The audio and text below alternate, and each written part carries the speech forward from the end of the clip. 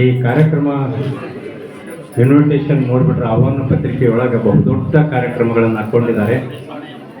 ಚುಟುಕು ಸಾಹಿತ್ಯದ ಈ ಒಂದು ಹಿನ್ನೆಲೆಯೊಳಗೆ ಅನೇಕ ಕಾರ್ಯಕ್ರಮಗಳನ್ನು ಹಮ್ಮಿಕೊಂಡದ್ದು ನಿಜಕ್ಕೂ ಕೂಡ ಸಂತೋಷ ಆಗ್ತಾ ಇದೆ. ಈ ಸಮ್ಮೇಳನದ ಉದ್ಘಾಟನೆಯನ್ನು ಮಾಡಲಿಕ್ಕೆ ನನ್ನ ಆತ್ಮೀಯ ಸನ್ಮಿತ್ರ ವಿರೋಧರಪ್ಪ ಮತ್ತು ಗಂಗಾಧರಯ್ಯನವರು ಫೋನ್ ಮಾಡಿದಾಗ ನಾನು ಒಪ್ಪಿಕೊಂಡೆ. ಯಾಕಂದರೆ ಇದೇ ವಿಷಯದ ಮೇಲೆ ಕನ್ನಡ ಚುಟುಕು ಸಾಹಿತ್ಯ ಸಾಮಾಜಿಕ ಪ್ರಜ್ಞೆ ಅಂತಕ್ಕಂಥ ವಿಚಾರದ ಮೇಲೆ ನಾನು ಎರಡನೇ ಒಂದು PhD ಮಾಡಿದ್ರು. ಮೊದಲನೇವರು ಮುಕ್ತಕಗಳ ಬಗ್ಗೆ ಮಾಡಿದರು, ಮಂಜಪ್ಪ ಮಸಿಗಲಿ ಅಂತಕ್ಕಂಥವ್ರು.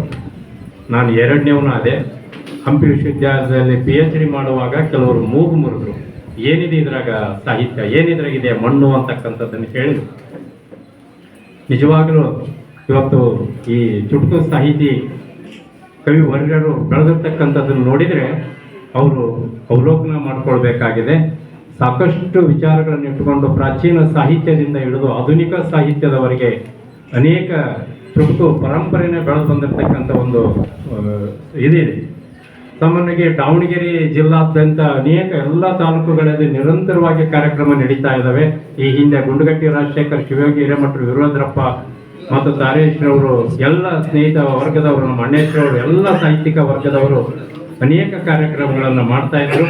ಅದಕ್ಕೆ ಚುಟುಕು ಅಂದರೆ ಸಣ್ಣದು, ನಾಟು ನುಡಿ, ಚಾಟು ನುಡಿ, ಮತ್ತು ಹನಿಗವನ, ಮಿನಿಗವನ, ಕಿರುಗವನ